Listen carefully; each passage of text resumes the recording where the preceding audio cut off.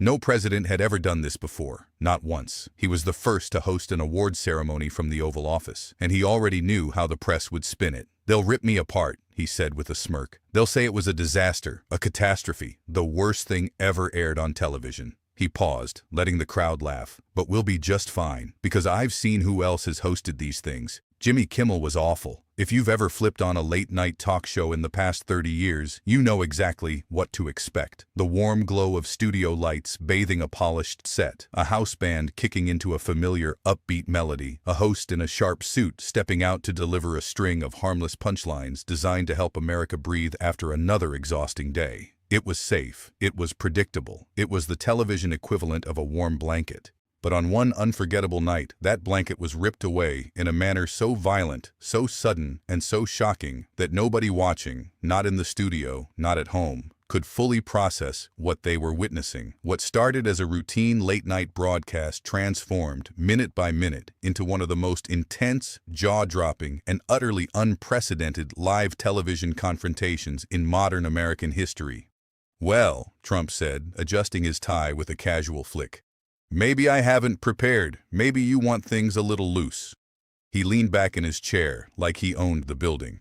"If you look at the greats, Johnny Carson, Bob Hope, those are legends, real entertainers. And then if you look at the not-so-greats," he let the pause hang like a blade, "like Jimmy Kimmel." Donald Trump did not walk onto that stage for a friendly chat. He did not come to promote a book or share a funny story.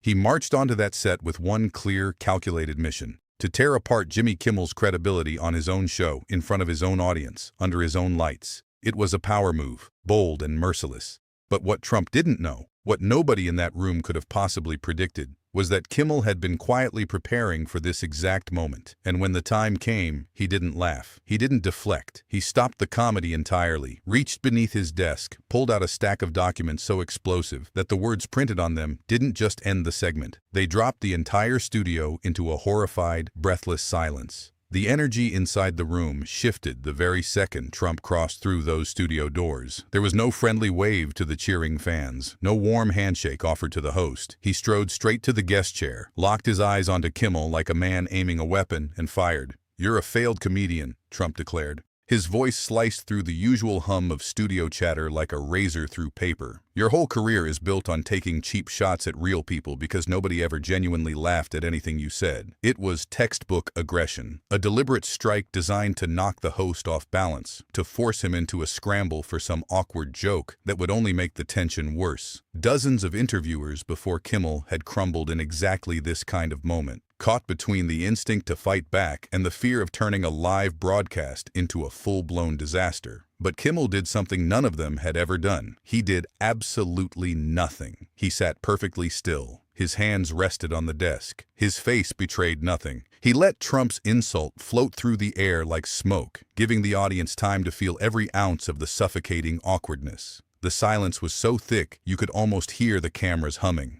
Trump, seemingly unbothered, filled the dead air himself. He launched into a rambling tangent about marble floors, how they'd been restored, how they'd imported the finest statuario marble from Italy, great slabs of white and black stone from the quarries that once supplied ancient Greece. He spoke about Italy's golden age, its strength, its beauty, as if he were narrating a travel documentary instead of sitting across from a man he had just publicly humiliated. But Kimmel waited, like a fighter absorbing punches in the early rounds, conserving energy for the knockout blow. He waited, and when Trump's marble monologue finally ran out of steam, Kimmel spoke. His voice was low, steady, completely stripped of its usual playful rhythm. There was no twinkle in his eye, no half grin hiding behind a setup. His face had turned to stone. "Tonight isn't about jokes," Kimmel said quietly. He leaned forward, his elbows pressing into the desk, his gaze drilling straight into Trump's. "It's about truth. 4 words, that's all it took. 4 words, and the entire room understood that something fundamental had changed. The safety net beneath this broadcast had been cut. The rules that had governed every late-night show for decades, Keep it light, keep it funny, never go too far. Those rules no longer existed. The audience felt it instantly. People shifted in their seats. Conversations died mid-whisper. Every eye in the room locked onto Kimmel's hands as they disappeared beneath his desk. And then he pulled it out. A single document, held carefully between both hands, raised high enough for every camera in the studio to capture. At first glance, it appeared to be a standard hospital birth certificate, the kind filed away in a records office somewhere, forgotten and unremarkable. But Kimmel didn't say a word. He held it up and let the silence do the work. The massive screen behind him flickered to life, zooming in on the fine print, magnifying every line, every name, every stamp. The reaction was immediate. A ripple of gasps tore through the audience like a shockwave. People turned to each other with wide, disbelieving eyes. Jaws dropped, not as a figure of speech, but literally, physically dropped. Someone in the front row covered their mouth with both hands. A woman near the aisle whispered something to the person beside her, and the whisper spread row by row like wildfire through dry grass. Trump noticed. His posture, which had been loose and commanding just moments before, stiffened. His fingers gripped the armrest of his chair. His eyes darted from the screen to Kimmel, to the audience, and back again, like a man trying to calculate an escape route from a room with no exits. Kimmel spoke again, his voice carrying the calm precision of a surgeon explaining a procedure.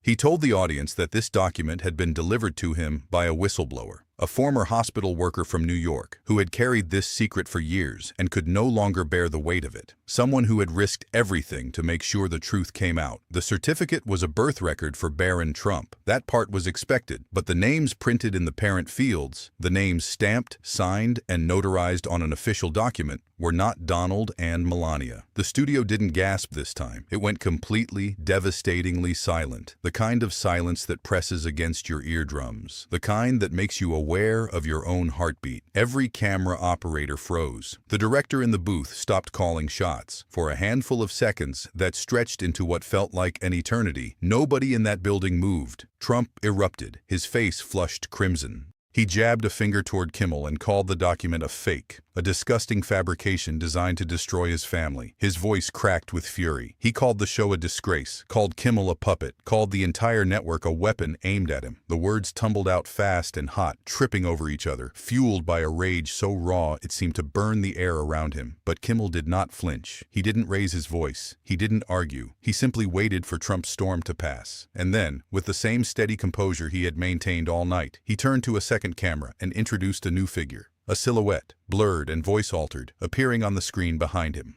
The whistleblower. The room held its breath. The audience gripped armrests, leaned forward, some standing without realizing they had risen from their seats. Whatever came next, everyone in that studio understood one thing with absolute clarity. Late-night television would never be the same again. If this moment left you stunned, you're not alone. Hit subscribe and turn on notifications, because this story is far from over. Drop a comment with your honest reaction. What you just witnessed isn't entertainment. It's a window into how power operates when the cameras are rolling and the masks come off. Stay tuned. The next chapter is coming, and trust me, you're not ready for it.